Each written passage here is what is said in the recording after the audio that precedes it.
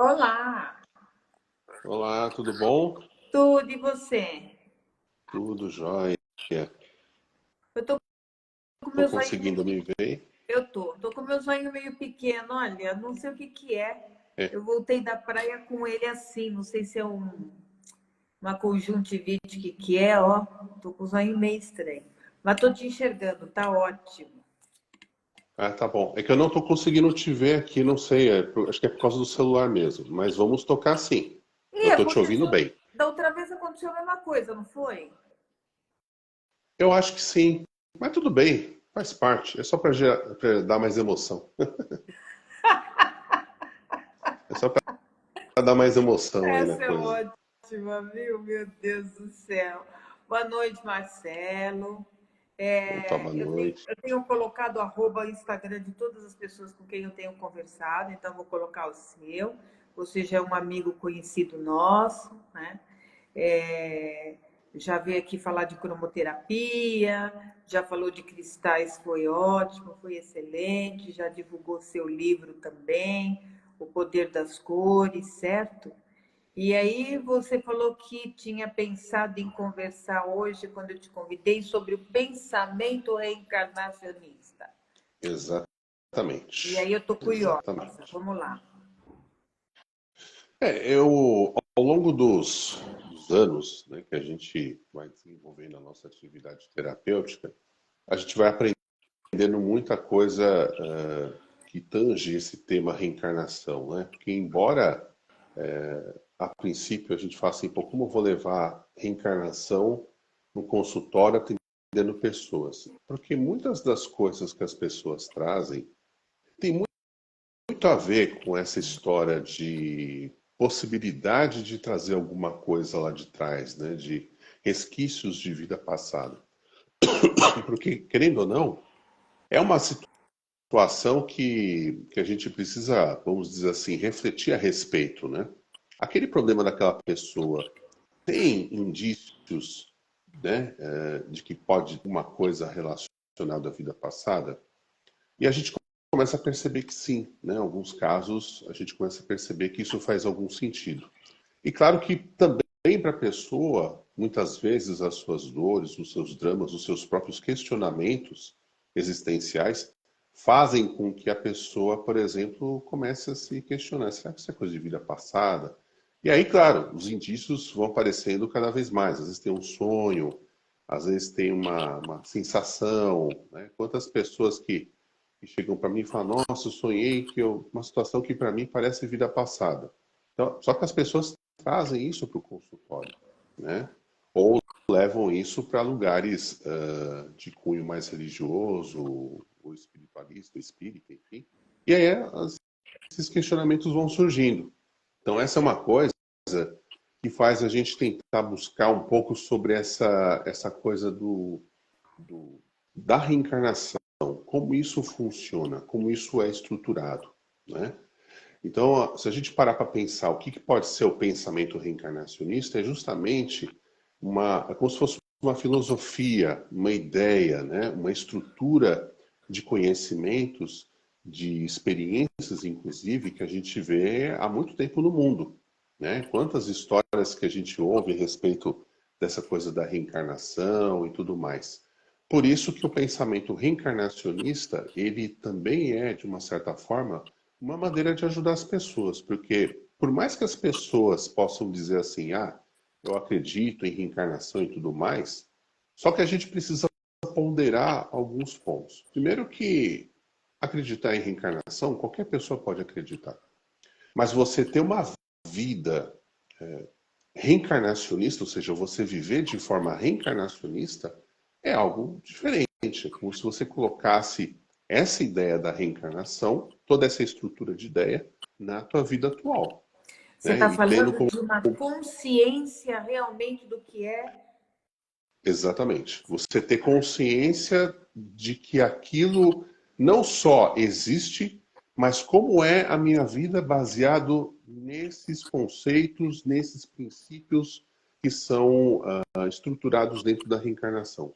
Por que a gente fala de, eu acredito em reencarnação? Porque é óbvio, eu tive uma vida passada, ou coisa do tipo, mas como é isso quando a gente fala em termos de dores, né, de perturbações emocionais ou perturbações espirituais, né, a pessoa não dorme, a pessoa começa a ter sonhos repetitivos, a pessoa começa a manifestar, por exemplo, um sentimento de solidão, um medo exacerbado que ela não sabe exatamente por que isso está acontecendo. Como eu já peguei muito, inclusive, pessoas que trazem um sentimento de culpa, que não sabe de onde vem e que simplesmente aquilo manifesta. E aí, o que eu faço com isso? Entendeu? Entendi. Então, é uma forma da gente usar essa estrutura do pensamento reencarnacionista de uma maneira até terapêutica para ajudar a pessoa a entrar num processo de compreensão daquilo que ela está vivendo. Então, ela vai começar a olhar para aquela dor, vai começar a olhar para aquela situação, para aqueles sentimentos que se manifestam sem ela ter ideia do que isso está acontecendo, né? E aí você traz para uma certa racionalização, mas com essa base de e se isso, por exemplo, for de uma vida passada, como seria, né? Como é essa possibilidade? Porque às vezes a própria pessoa tem a sensação de que aquilo ela já deve ser vida passada, porque ela já meio que suspeita. É engraçado isso, né? A pessoa traz os problemas, mas ela, às vezes já tem as suas próprias suspeitas. E essas suspeitas a gente vai conversando para justamente ter um entendimento, É, né? E claro que onde buscar vem isso? caminhos, né? A gente faz assim, buscar caminhos para que a pessoa possa lidar com isso de uma forma mais equilibrada, ter domínio sobre essas situações, essas vivências, esses problemas que a pessoa tem, para encontrar realmente aquilo que ela precisa. Então, o pensamento reencarnacionista é uma estrutura filosófica que ajuda você a olhar para a sua vida de uma maneira mais abrangente. E, ao mesmo tempo, faz com que você entenda que eu tenho possibilidades de construir novas situações, porque a gente acha que a vida é só uma, né? É essa que a gente tem hoje. Mas será que é a única, né? Será que a vida é uma coisa só? Eu só volto, né, para o plano espiritual, volto para um novo corpo físico, tenho uma nova experiência com uma nova família, ou com espíritos que estavam lá, né, fazendo parte daquela família anterior, voltam de novo, mas em novas composições. Então, assim, são perguntas, mas ao mesmo tempo buscando entendimento, né? Então, às vezes a pessoa fala assim, será que é por isso que eu tenho dificuldade de lidar com o fulano da minha família? Porque às vezes eu tenho uma impressão estranha, eu não sei, parece que a gente já viveu aquilo. Quantas pessoas trazem isso pra gente, né? Eu não sei da tua experiência, você pode falar bastante até a respeito disso. Mas o que eu percebo é que as pessoas trazem essas informações e aí a gente vai conversando para tentar buscar, dentro desse pensamento reencarnacionista, um entendimento mais apurado sobre tudo isso. E muitas vezes a gente faz isso através do quê? Através de perguntas, para ajudar a pessoa a raciocinar sobre aquilo, né? Ajudar a abrir a cabeça, porque a pessoa vem só voltada com o seu problema. E o pensamento reencarnacionista, ele acaba sendo muito útil porque ele começa a abrir novas possibilidades para entender a origem daquele problema, que muitas vezes a gente já vem trazendo, e como você também pode construir novas situações para que aquilo possa ter um final diferente, entendeu? Então isso eu acho que é bastante interessante. E claro que é legal também falar o seguinte, se tratando de pensamento reencarnacionista, isso não é algo novo. Se a gente parar para pensar, ao longo da história, nas religiões orientais, né, a gente vê aí essa carga do conhecimento relacionado à reencarnação e como isso era aplicado, né? Depois, com o tempo, a gente foi vendo esses conhecimentos saindo, né, do Oriente, começando a penetrar no Ocidente. Claro que já tinha também no judaísmo um pouco dessa história de reencarnação, dos conhecimentos esotéricos que também tiveram como proposta abrir um pouco dessas informações para ajudar as pessoas a abrirem as suas cabeças. e depois a migração, né? De pessoas com conhecimentos lá do Oriente vindo para o Ocidente, disseminando algumas ideias, e aí as coisas vão ganhando popularidade, né? Nessa história toda entrou o Espiritismo, né? No Brasil, que também ajudou a abrir um pouco a cabeça das pessoas, mas isso tudo é um processo lento. Mas é legal para a gente começar a trazer esses questionamentos no sentido de buscar através disso uma possibilidade de cura dos nossos males, né? Você está falando, você está falando em termos da reencarnação. E eu, boa noite, Ana Lu.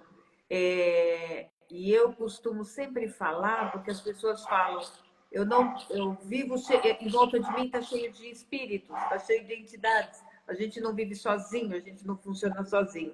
E eu vivo sempre falando para as pessoas que a gente fala da boca para fora e não entende realmente o que é viver nessa comunidade invisível e o quanto eles participam da nossa vida, né? Que é uma das Exatamente. perguntas do Livro dos Espíritos, inclusive, que todo mundo fala, nossa, aqui Kardec colocou que influenciam a nossa vida mais do que a gente imagina.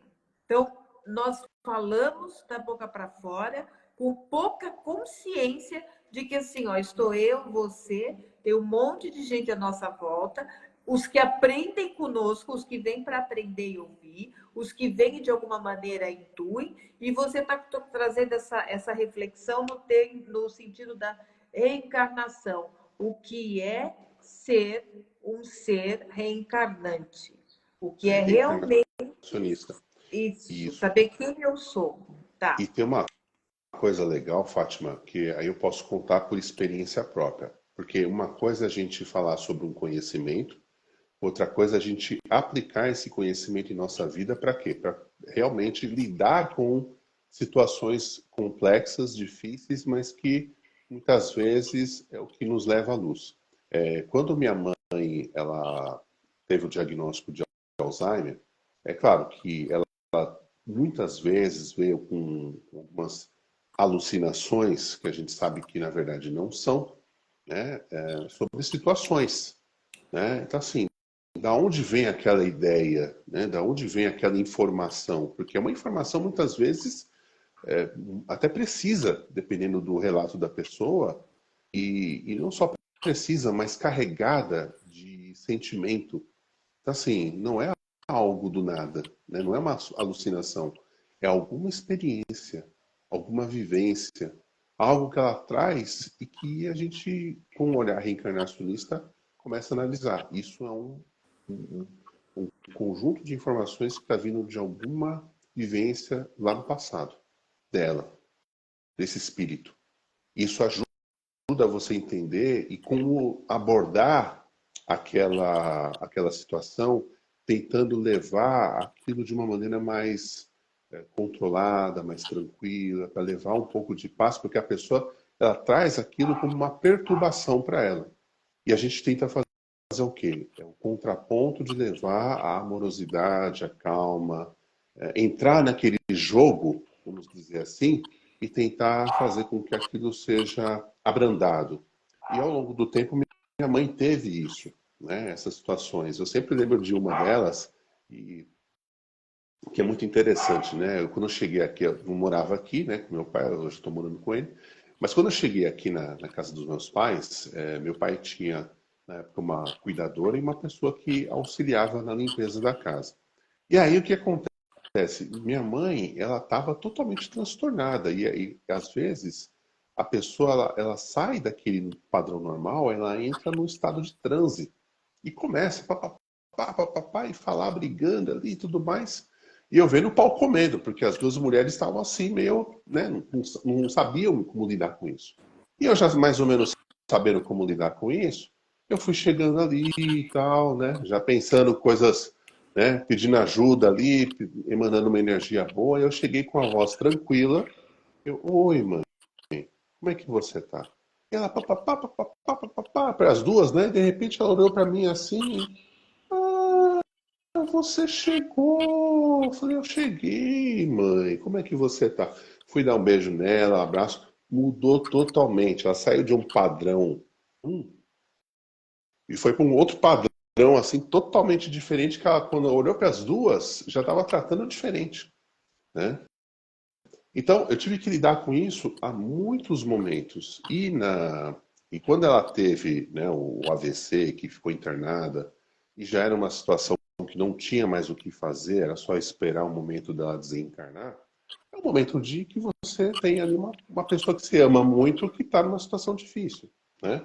Então, eu procurei fazer o quê? Usar todo esse conhecimento para me ajudar a ter um entendimento daquela situação e dar todo o amparo para ela, porque ela iria ter o desencarne dela, né? E para quem não sabe, minha mãe desencarnou justamente comigo no hospital, né? Eu tive um momento de preparação, fui induzido espiritualmente aí na capela do hospital, fazer todo um trabalho, né? Me emocionei com isso, evidentemente. Quando voltei, dei um beijo, que era a despedida, sentei para ler um livro, daqui a pouco o enfermeiro viu que eu já tinha desencarnado. Então, até isso, a gente percebe como nós somos levados a aplicar esses conhecimentos espirituais e também de reencarnacionistas. Por quê? Porque a gente acha o seguinte: ah, mas a pessoa está com Alzheimer, não tem o que fazer. Mas você não tem que pensar no agora. Às vezes você tem que pensar lá na frente. Entendeu? Como ela vai chegar no plano espiritual, a assistência espiritual, ela vai voltar com uma carga do que aconteceu aqui talvez menor, porque você também ajudou a trabalhar tudo aquilo. Então, o pensamento reencarnacionista ele não faz você pensar no agora somente, mas ele pode te levar a você projetar boas ações para que lá na frente aquele espírito seja beneficiado. Então, até nisso, a gente percebe o quê? A influência de uma estrutura como essa. Se eu não tivesse esse conhecimento, até eu já estaria sofrendo por conta disso. E hoje, eu lembro dela com emoção, com felicidade, e eu sei que um dia a gente vai se encontrar, a gente vai voltar de novo, então a gente vai ter novas oportunidades e entender que isso, até mesmo a doença, faz parte de um processo de evolução do espírito que é está a Dona Penha, né? Ela não é a Dona Penha, ela está a Dona Penha, né? Eu não sou Marcelo, eu estou Marcelo. Então a gente tem que aproveitar essas fases, esses momentos para o quê? Para aprender, para evoluir, para crescer. Esse também é um sentido muito forte da reencarnação. É você aproveitar no sentido de crescimento, de evolução, de aprendizado, usar isso ao seu favor. Olha, é extenso esse assunto, tá? Uhum. Me lembrei de duas situações também. Várias vezes eu contei, até hoje eu conto, quando eu estava fazendo a faculdade, no terceiro ano de psicologia, você vai para o hospital psiquiátrico. Então, vai ser o primeiro É. contato. E aí, os psicólogos estavam lá com o professor e com um internado, né, na clínica, no hospital. E você conversando com aquela pessoa internada, ela conversava normalmente com a gente, não parecia que tinha nada, tá? De repente, o professor pega e faz uma pergunta para ele, fala para ele, conta aquela história que você conta da caverna. E ele começa a trazer uma história, agora estou falando com você, estou arrepiado, vira e mexe, eu nunca esqueci disso. Ele começa a contar de uma caverna. Na verdade, é uma gruta que vai entrando e tinha uma pedra, era uma pedra rosa, e que aí como é que chegava na pedra, como é que eles faziam para, como é que fala, escavar para achar outras pedras. E ele ia contando aquilo, nessa época eu já tinha uma visão, já estudava espiritismo e tudo mais. E fiquei pasma, porque assim, voltando, a princípio você conversava com ele normal, vamos colocar assim, né? Porque a sociedade tem esse padrão do normal, né? E Uhum. quando ele começava a contar aquela história da pedra dentro da caverna, da gruta e como funcionava, por causa daquela história, ele tinha um diagnóstico e estava internado no hospital psiquiátrico. Só que se você ouvia a história Olha só. dele, tinha uma lógica incrível a história dele. Só que óbvio que nessa época, né, no curso de psicologia, todo mundo lá, né, dentro dos padrões convencionais, você vai vai ouvir e vai ficar com isso. Acho que por isso que me marcou tanto e eu nunca esqueci. E aí, depois depois, quando o professor se afastou, eu e mais umas 2 ou 3 que já éramos, já tinha, começamos a conversar com ele e era uma forma diferente dele lidar com a gente, dele estar com a gente, porque ele não era o louco, ele estava sendo Uhum. entendido e compreendido na história dele. Eu acho que isso é um problema para a psicologia, para a psiquiatria, né? Até onde é a questão mental e até onde é uma questão de que a pessoa está tão aberta mediunicamente que está trazendo uma vivência ou está conectado com alguma coisa do passado. Mas, do mesmo jeito que você contou da mãe, se todo mundo tivesse uma forma de lidar com essas pessoas, com mais Exato, humanidade, exato. o tratamento seria diferente, né?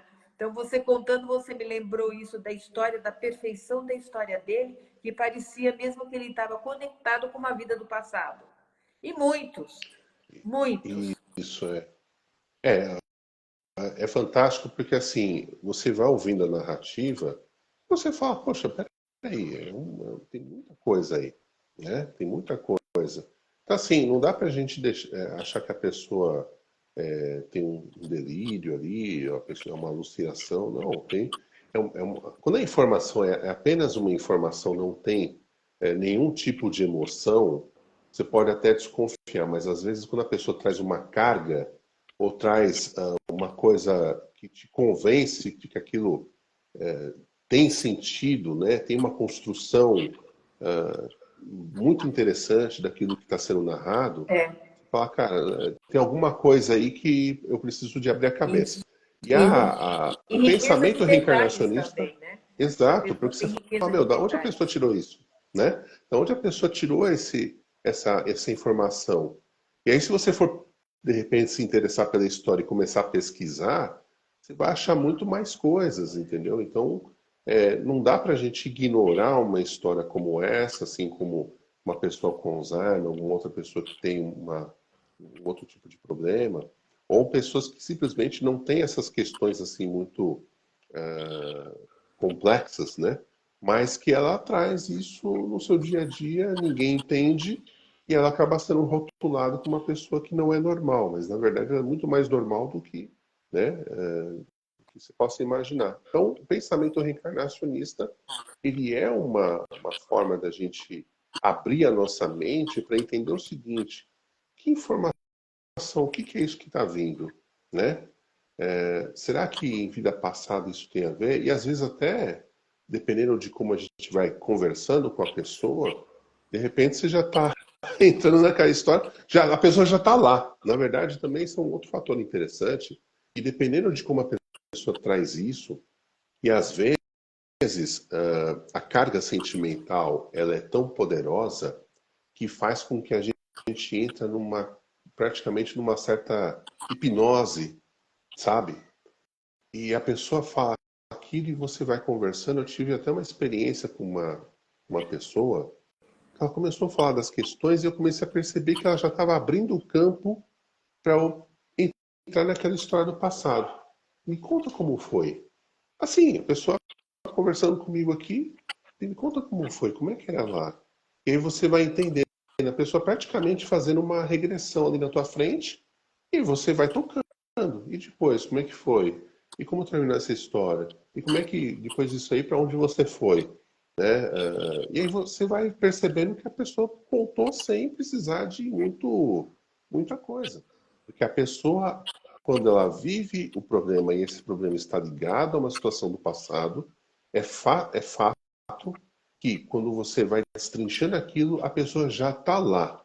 Ela está conectada com o fato do passado.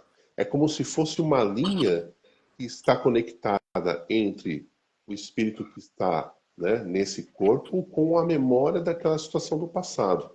Então, essa linha ajuda a gente a ir lá, né? Porque no fundo é uma memória, está no campo mental. Então a gente vai lá. E quando você vai lá, você conversa e vai percebendo. Claro que para isso, né, vamos dizer, você tem que ter técnicas, você tem que ter um conhecimento apurado daquilo para saber como ajudar a pessoa a sair daquilo e ao mesmo tempo você trazer a pessoa com uma condição muito melhor, porque no fundo a pessoa está revivendo aquilo e muitas vezes essa essa revivência, né, daquilo que aconteceu, você pode possibilitar ter um novo olhar sobre aquilo, sabe? Uma nova forma de lidar com aquilo, sabe? Entender que, poxa, eu estava lá atrás vivendo aquilo, e na verdade ela já está aqui no outro corpo, numa nova situação, um novo contexto de vida. E aí você, com isso, vai meio que ajudando a desconectar Tá. ela dessa situação, É, eu, né? E aí ela sai daquilo e é como se ela saísse daquela hipnose, caísse no mundo real, sem aquela carga, aquele fiozinho se desfaz. E aí o que acontece? A pessoa, não que aquela lembrança se apagou, mas você tem um novo olhar, você tem, adquire consciência e sabe como lidar com aquilo, e entende as conexões do teu sofrimento lá atrás com o que você carrega hoje. E aí você, claro, tem coisas que você precisa fazer porque você está aqui no mundo, não é só para ter mais uma experiência. Você talvez tenha que aprender a crescer, evoluir, mudar, né? Se transformar, ser um espírito melhor. Então você tem as suas reformas interiores, né? Que a própria doutrina espírita chama de reforma íntima, sua transformação interior, seu crescimento, enfim. Então tem uma série de coisas que você sabe como lidar com isso de uma maneira mais fluida e isso ajuda bastante a pessoa, né? as pessoas têm muito medo de duas coisas, da morte e da loucura. Eu acho que da loucura até mais do que da morte. Então, quando você está comentando, as pessoas têm medo de soltar a imaginação, né? Isso aparece até quando a pessoa está fazendo desenvolvimento mediúnico, enfim, vários momentos que fala, não, vai embora, deixa acontecer, deixa fluir. Então, você está dizendo o seguinte, ó, que de repente você pode estar atendendo uma pessoa e aquilo está acontecendo. O processo está ali presente, né? Eu já ouvi pessoas, às vezes, falando para mim, atendimento, tipo, vê se eu estou maluca, né? Porque como a gente tem essa preocupação, tem coisa que surge na mente e nós falamos, meu, isso aqui é. Não, deve ter alguma coisa errada aqui no que eu estou vendo. Então você está dizendo que isso acontece nesse processo, e aí como integrar essas duas coisas? Porque você tem que trazer para o agora, estou indo dentro do que você está falando. Você tem que trazer isso para o agora, e esse cortar ou ressignificar, não sei exatamente a técnica que você está pondo aí, né? Porque você trabalha com isso também. Então, como que você faz esse movimento de integrar e como que você coloca uma nova informação para essa pessoa? Na verdade, não é que eu coloque uma nova informação, eu ajudo a pessoa a refletir sobre tudo aquilo que ela vivenciou, ajudo ela a entender, fazer essas conexões entre as coisas que a pessoa me trouxe e que fizeram com que ela buscasse ajuda, né? Então, geralmente, um primeiro contato, uma primeira consulta, você vai conversando, você vai tendo um mapeamento, né? Você vai conversando, você vai entendendo um pouco a história. Então, para que você consiga fazer essas conexões, é importante que você conheça a história da pessoa até aquele problema que ela está vivendo. Depois que você acaba percebendo essas coisas acontecendo, porque acontece muito, o você vai perceber depois? Que, poxa, aí você mesmo, né, como terapeuta, você fala, nossa, ela mostrou tal coisa que tinha a ver com isso. E às vezes tem coisas que a pessoa nem fala para você, mas de repente, quando ela começa a entrar, né, num processo regressivo, e aí você começa a conversar, porque, óbvio, tem coisas que te chamam a atenção, né? Isso aqui, tá, tá, tá, tá, tá. Quando você leva para a pessoa, fala, nossa, você sabe que isso aqui eu tinha e eu achei que isso não tinha nada a ver com a história, com o que eu estava vivendo, e tinha a ver. Então, a gente, na conversa, vai buscando entender aquilo que a pessoa trouxe com aquilo que ela acabou de narrar para você. E aí você começa a perceber que algumas coisas fazem isso aqui, ó. Começa a ter conexão. E essa conexão ajuda ela a entender um monte de coisa. Claro que